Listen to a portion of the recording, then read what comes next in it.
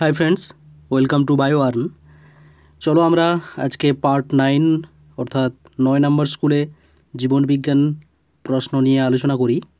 Question bank রায়ু Martin এই বইটা থেকে আজকে পার্ট 9। চলো দেরি না করে একদম শুরু করি। ভিডিওতে প্রথম প্রশ্নতে কী রয়েছে, বিভাগ কতে দেখো তির্যক আলোকবর্তী চলন দেখা যায় পাতায়, মূলে, কাণ্ডে না ফুলে? তির্যক আলোকবর্তী চলন দেখা যায় অপশান এ পাতাতে। তির্যক এরকম অবিলম্বভাবে আলো পড়ে, আর তির্যক হচ্ছে এরকমভাবে কার বৃদ্ধি হয়? পাতার ক্ষেত্রে। তাহলে পাতাতে তির্যক আলোকবর্তী চলন দেখা যায়। পরের প্রশ্ন, বয়ঃসন্ধিকালে ছেলেদের গলার স্বর মোটা হয়ে যায় নিম্নলিখিত কোন হরমোনের জন্য? Thyroxine, oestrogen, testosterone, progesterone? এর সঠিক উত্তর হবে অপশান সি, টেস্টোস্টেরন। এই হরমোনের জন্য ছেলেদের গলার স্বর মোটা হয়ে যায়।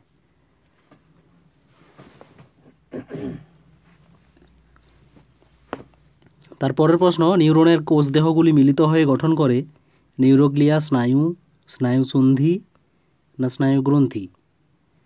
দেখো এর সঠিক উত্তর হবে অপশান ডি, স্নায়ুগ্রন্থি, বা একে গ্যাংলিয়নও বলা হয়, গ্যাংলিয়ন। এইভাবে নিউরনের কোষ দেহগুলো এরকম মিলিত হয়ে পরপর যে একটা স্ফীত অংশ তৈরি করে তাকে বলা হয় গ্যাংলিয়ন, স্ফীত অংশ। পরের প্রশ্ন, মাইটোসিস কোষ বিভাজনের বিপরীত দশা দুটি হল metaphase, prophase, anaphase, telophase, telophase, prophase, interphase, anaphase? এর সঠিক উত্তর হবে অপশান সি, টেলোফেজ আর প্রোফেজ। টেলোফেজে যা বৈশিষ্ট্য দেখা যায়, প্রোফেজে তার বিপরীত বৈশিষ্ট্য দেখা যায়।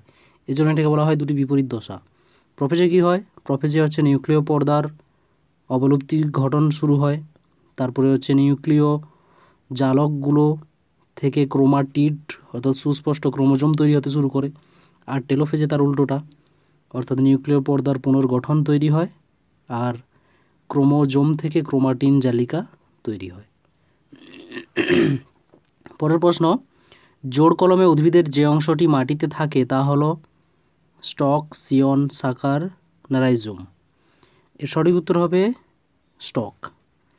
যেটা মাটিতে থাকে সেটা হচ্ছে স্টক, আর যেটা উপরে থাকে বায়ুতে সেটাকে বলা হয় সিয়ন।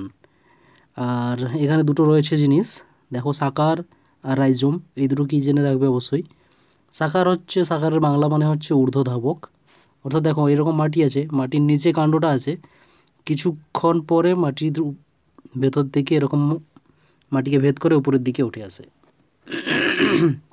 এরকম যে কাণ্ড এটাকে বলা হচ্ছে সাকার বা ঊর্ধ্বধাবক।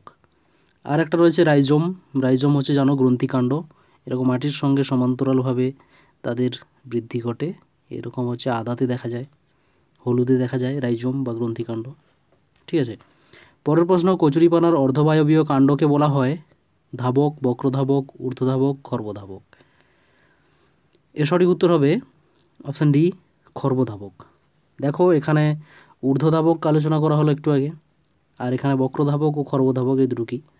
খর্বধাবক বলতে বোঝায় এরকম একটা অংশ, এরকম একটা অংশ, এর মাঝে একটা কাণ্ড থাকে, এটা হচ্ছে ছোট আর মোটা হবে খর্বধাবকের ক্ষেত্রে।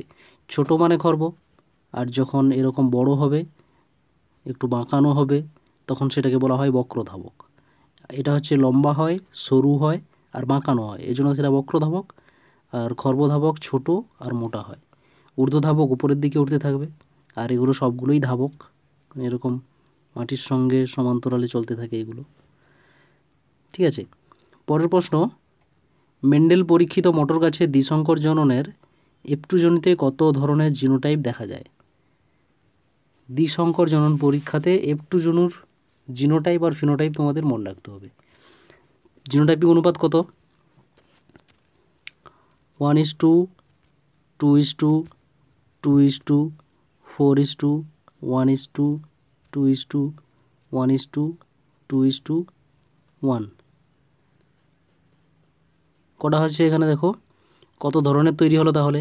এটা এক ধরন, 2, 3, 4, 5, 6, 7, 8, 9।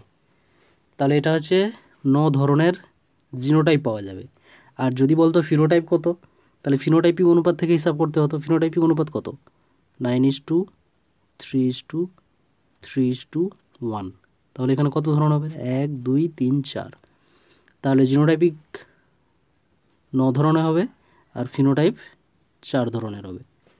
ক্লিয়ার? পরের প্রশ্ন দেখো, মানুষের অটোজোম বাহিত প্রচ্ছন্ন জিন ঘটিত বৈশিষ্ট্যটি হলো সংযুক্ত কানের লতি, মুক্ত কানের লতি, হিমোফিলিয়া, বর্ণান্ধতা। এখানে দেখো সংযুক্ত কানের লতি এটাই হবে অটোজোম বাহিত প্রচ্ছন্ন জিন ঘটিত রোগ। আর মুক্ত কানের লতি হচ্ছে প্রকট বৈশিষ্ট্য। হিমোফিলিয়া আর বর্ণান্ধতা তো অটোজোম বাহিত নয়, এগুলো হচ্ছে এক্স ক্রোমোজোম বাহিত। সঠিক উত্তর অপশান এ। পরের প্রশ্ন, থ্যালাসেমিয়া রোগটি যে প্রোটিন গঠনের অস্বাভাবিকতার ফলে সৃষ্টি হয় তা হলো ফ্ল্যাভিন, ফাইব্রিন, গ্লোবিন, থাইমিন। এর সঠিক উত্তর হবে অপশান সি, গ্লোবিন। থ্যালাসেমিয়াতে কি হয়? হিমোগ্লোবিন এর গঠনের ত্রুটি হয়, হিমোগ্লোবিন। এই হিমোগ্লোবিনের মধ্যে কি রয়েছে? হিম নামক একটা রঞ্জক রয়েছে আর হচ্ছে গ্লোবিন প্রোটিন রয়েছে। এই প্রোটিনের ত্রুটি দেখা দেয় আর এর জন্য তাকে বলা হচ্ছে থ্যালাসেমিয়া। ঠিক আছে, তাহলে সঠিক উত্তর অপশান সি, গ্লোবিন প্রোটিন। পরের প্রশ্ন, প্রদত্ত কোন জোড়াটি সঠিক নয়? দেখো, ল্যামার্ক হচ্ছে অর্জিত বৈশিষ্ট্যের বংশানুসরণ, এটা সঠিক আছে। হ্যালডেন জার্ম প্লাজম মতবাদ, হ্যালডেন কিন্তু জার্ম প্লাজম নয়, হ্যালডেনের ছিল ওপারিন আর হ্যালডেন মিলে কেমোজেনি থিওরি দিয়েছিল। তারপর এটা দেখে নাও, এটাই হচ্ছে সঠিক উত্তর হবে। আর ডিভ্রিজ রয়েছে মিউটেশন তত্ত্ব, এটা মনে রাখবে। ডারউইনের যোগ্যতম রূপবর্তনবাদ, এটাও সঠিক আছে।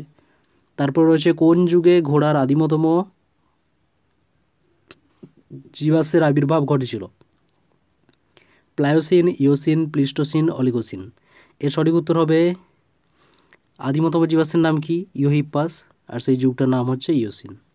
ঠিক আছে, তারপরে একটি হ্যালোফাইট উদ্ভিদ হলো ফণিমনসা, মটর, সুন্দরী, তাল। হ্যালোফাইট কথার অর্থ হচ্ছে যারা লবণাক্ত জায়গায় জন্মায় তাদেরকে বলা হয় হ্যালোফাইট। আর তাহলে সঠিক উত্তর কী হবে? অপশান সি, সুন্দরী।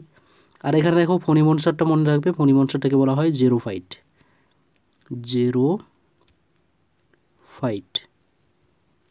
ঠিক আছে, পরের প্রশ্ন, নাইট্রোজেন স্থিতিকারী শৈবাল হলো ভলভক্স, স্পাইরোগাইরা, ক্লামাইডোমোনাস, অ্যানামিনা। এর সঠিক উত্তর হবে অপশান ডি, অ্যানামিনা। এটা হচ্ছে নাইট্রোজেন স্থিতিকারী একটা শৈবাল। তারপরে রয়েছে বিওডি শব্দটি কার সঙ্গে সম্পর্কযুক্ত? বায়ু দূষণ, জল দূষণ, মাটি দূষণ না শব্দ দূষণ? এর সঠিক উত্তর হবে অপশান বি, জল দূষণ। জল দূষণের সঙ্গে বিওডি রয়েছে, সিওডি রয়েছে। ঠিক আছে, বিওডির সম্পূর্ণ নাম তোমরা জানো, বায়োলজিক্যাল অক্সিজেন ডিমান্ড। আর তোমাদের এখন হোম টাস্ক, সিওডি এটার পুরো নাম কি? এই দুটো হচ্ছে জল দূষণের সঙ্গে সম্পর্কযুক্ত। তারপরে দেখো, বায়ু দূষণের সঙ্গে সম্পর্কযুক্ত রয়েছে গ্রিনহাউস গ্যাস, গ্রিনহাউস ইফেক্ট, এগুলো রয়েছে। এছাড়া রয়েছে তোমাদের বিভিন্ন ধরনের যে কেমিক্যাল স্মগগুলো, ফটোকেমিক্যাল স্মগ, তারপর sulphur smog, London smog, Los Angeles smog, এগুলো রয়েছে। মাটি দূষণের সঙ্গে সম্পর্কিত রয়েছে বায়োলজিক্যাল ম্যাগনিফিকেশান রয়েছে। আর শব্দ দূষণের সঙ্গে রয়েছে গ্রিন মাফলার, মাস্কিং ইফেক্ট। এই টার্মগুলো কিন্তু কোন দূষণের সঙ্গে কোনটা সম্পর্কিত একটু মনে রাখবে। তারপরের প্রশ্ন, প্রদত্ত কোনটি বাস্তুতান্ত্রিক সংরক্ষণ নয়? বায়োস্ফিয়ার রিজার্ভ, ক্রায়ো সংরক্ষণ, ন্যাশনাল পার্ক, অভয়ারণ্য। এর মধ্যে দেখো, বাস্তুতান্ত্রিক সংরক্ষণ বায়োস্ফিয়ার রিজার্ভ আর হচ্ছে ন্যাশনাল পার্ক আর অভয়ারণ্য, কিন্তু ক্রায়ো সংরক্ষণে তার বাস্তুতন্ত্রকে কিন্তু সংরক্ষণ করা হয় না। ক্রায়ো সংরক্ষণে শুধুমাত্র সেই অংশটা, অর্থাৎ কোনো জীবের কোনো একটা অঙ্গ বা কোনো একটা কোষ বা কলা, এগুলো সংরক্ষণ করা হয়, সেখানে কিন্তু কোনো বাস্তুতন্ত্রের সংরক্ষণ করা হয় না। ঠিক আছে, পরে বিভাগ খতে শূন্যস্থান পূরণ রয়েছে। ডাবের জলে পাওয়া যায় ড্যাশ হরমোন পাওয়া যায়? ডাবের জলে জানো সাইটোকাইনিন হরমোন পাওয়া যায়। প্রাণীকোষে ড্যাশ পদ্ধতিতে সাইটোকাইনেসিস ঘটে? প্রাণীকোষে ক্লিভেজ বা ফারোয়িং পদ্ধতিতে সাইটোকাইনেসিস ঘটে।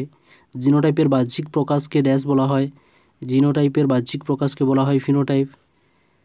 মৌমাছির 8 অক্ষরের মতো নৃত্যকে কি বলে? এটা হচ্ছে ওয়াগেল নৃত্য বলা হয়। তোমরা এখানে বলবে মৌমাছির যে গোল করে তারা নৃত্য প্রদর্শন করে সেটাকে কি বলা হয়? তারপর রয়েছে কেমোথেরাপি হলো ড্যাশ রোগের চিকিৎসা পদ্ধতি। কেমোথেরাপি হচ্ছে ক্যান্সার রোগের চিকিৎসা পদ্ধতি। আর ক্যান্সার রোগের টেস্ট করা হয় কোন পদ্ধতিতে? বায়োপসির মাধ্যমে। বায়োপসি এই পদ্ধতির মাধ্যমে ক্যান্সার টেস্ট করা হয়। তারপরে রয়েছে ড্যাশকে প্রকৃতির বৃক্ষ বলা হয়। প্রকৃতির বৃক্ষ জানো তোমরা, জলাভূমিকে বলা হয়। তোমরা এখানে কমেন্ট করো প্রকৃতির ফুসফুস কাকে বলা হয়। ঠিক আছে, পরের প্রশ্ন, সাইন্যাপসকে শারীরবৃত্তীয় ভাল্ব বলা হয়। সত্য মিথ্যা রয়েছে, এটা সঠিক। বয়ঃসন্ধি দশাকে মুখ্য বৃদ্ধিকাল বলা হয়, এটাও সঠিক। ক্রোমোজোম বা ডিএনএর গঠনগত বা সংখ্যাগত পরিবর্তনই হলো মিউটেশন, এটাও সঠিক। তারপরে দেখো, মেন্ডেল মোটর গাছের এক সংকর জনন পরীক্ষায় প্রথম অপত্যজনিতে 75% বিশুদ্ধ লম্বা মোটর গাছ পেয়েছিলেন, এটা কিন্তু মিথ্যা। সেখানে বিশুদ্ধ লম্বা মোটর গাছ পায়নি, শঙ্কর লম্বা মোটর গাছ পেয়েছিল সবগুলোই। 100%ই শঙ্কর লম্বা পেয়েছিল, আর 0% বিশুদ্ধ লম্বা বা বিশুদ্ধ মেটে পেয়েছিল। তারপর রয়েছে ইওহিপাসের পশ্চাৎপদের আঙুলের সংখ্যা 3টি, এটাও সঠিক। পশ্চাৎপদে আঙুলের সংখ্যা ছিল 3টি আর সামনের পদে ছিল 4টি করে। ডিনাইট্রিফিকেশান দ্বারা বায়ুমণ্ডলে নাইট্রোজেনের পরিমাণ বৃদ্ধি পায়, এটাও সঠিক। ডিনাইট্রিফিকেশানের ফলে কী হয়, মাটি থেকে যে মাটির নাইট্রেটের মধ্যে নাইট্রোজেন ছিল সেখান থেকে বায়ুমণ্ডলে নাইট্রোজেনের মুক্ত হয়, তাহলে বায়ুমণ্ডলে নাইট্রোজেনের পরিমাণ বাড়বে, এটা সঠিক ছিল। তারপর রয়েছে স্তম্ভ বিস্তম্ভ। দেখো, জিওট্রপিক চলন, জিও কথার অর্থ হচ্ছে অভিকর্ষ, তাহলে সঠিক উত্তর হবে অপশান ই। ভ্যাসোপ্রেসিন জানো এডিএইচকে বলা হয়, এটা হচ্ছে এক ধরনের neuro hormone, option F. Micropropagation এর আগে অনেকবার হয়েছে, ক্যালাস হবে অপশান ডি। তারপরে রয়েছে হল্যান্ড্রিক জিন আমাদের ওয়াই ক্রোমোজোমে রয়েছে, যেটা পুরুষের ক্ষেত্রে দেখা যায়। তারপর হচ্ছে কক্সিস, একটা নিষ্ক্রিয় অঙ্গ জানো তোমরা, অপশান সি। তারপর হচ্ছে কার্সিনোজেন, সেই সমস্ত পদার্থকে বলা হয় যারা ক্যান্সার সৃষ্টিতে সাহায্য করে। ঠিক আছে, এইভাবে এ স্তম্ভ বিস্তম্ভ কমপ্লিট। এরপরে রয়েছে নিচে 3টি বিষয়ের মধ্যে অন্তর্গত ইনসুলিন, ডায়াবেটিস মেলিটাস, গ্লুকোজ বিপাক আর হচ্ছে গ্লাইকোজেনেসিস। এর সঠিক উত্তর হবে ইনসুলিন এই সবগুলো করে। ডায়াবেটিস মেলিটাস ইনসুলিনের অভাবে হয়, গ্লুকোজ বিপাকে সাহায্য করে, তারপর যে গ্লাইকোজেনেসিসে সাহায্য করে, অর্থাৎ গ্লুকোজ থেকে গ্লাইকোজেন তৈরিতে সাহায্য করে। সোয়ান কোষের অবস্থান লেখো। সোয়ান কোষের অবস্থান জানো তোমরা, নিউরোজেন রয়েছে, নিউরনের কোষ দেহ রয়েছে, তারপরে ডেনড্রন রয়েছে, আর বৃহত্তম প্রবর্ধক রয়েছে।